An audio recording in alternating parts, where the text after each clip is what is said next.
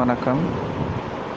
இன்று நாம் பார்க்க போவது கல்லீரல் சார்ந்த அனைத்து வகையான பிரச்சனைக்கும் ஒரு அற்புதமான ஒரு சூரணம் நான் சொல்ல போகிறேன்.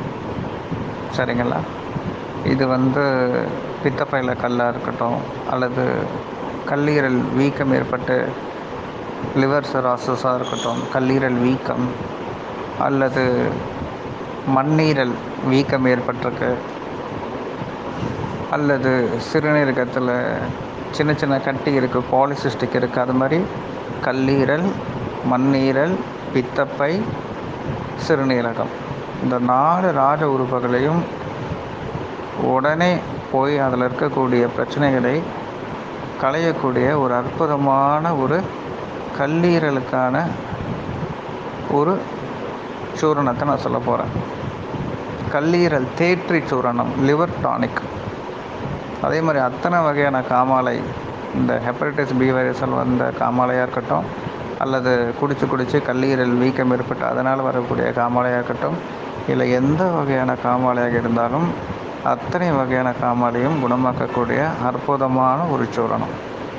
சரியா? நோட் பண்ணிக்கோங்க. கீழாநெல்லி பொடி 1 பங்கு. எல்லாமே நெல்லில் காய வச்சு பொடி பண்ணிக்கலாம். அப்படி கிடைக்காத பட்சத்தில் நாட்டு மருந்து கடையில் வாங்கிக்கோங்க. சரியா? கீழாநெல்லி இலை பொடி 1 பங்கு. சரிங்களா? ஆமணக்கு இலை பொடி 1 பங்கு. வெள்ளை கரிசலாங்கண்ணி அல்லது மஞ்சள் கரிசலாங்கண்ணி இலை பொடி 1 பங்கு. ஆடாதோட இலை பொடி 1 பங்கு. அதிமதுரம் பொடி 1 பங்கு.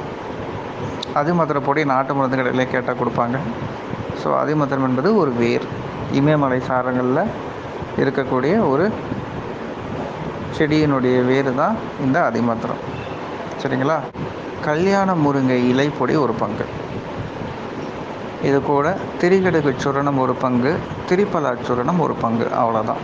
மொத்தம் 8 சரக்கு வரும். எல்லாமே சமளவு ஒன்றா கலந்து ஒரு லிவர் பேஷண்ட்டுக்கு காலை மாலை 1 ஸ்பூன் இந்த பொடி போட்டு நல்ல ஒரு 1.5 டம்ளர் தண்ணீர் ஊற்றி 1/2 டம்ளர் வர வரைக்கும் கொதிக்க வச்சு இந்த 1/2 டம்ளர் கஷாயத்தை காலை மாலை வெறும் வயிற்றில் குடிச்சிட்டு வரணும். இது ஒரு அற்புதமான கல்லீரல், மண்ணீரல், சிறுநீரகம் மற்றும் பித்தப்பையில் இருக்கக்கூடிய பிரச்சனைகளை கலைத்து எறியக்கூடிய ஒரு அற்புதமான கல்லீரல் தேற்றி சூரணம், லிவர் டானிக்னு சொல்லலாம். இது எப்படி இருதயத்துக்கு இருதய சஞ்சீவி சூரணம்னு சொன்னனோ அதே மாதிரி இது கல்லீரலுக்கான சஞ்சீவி சூரணம். நன்றி.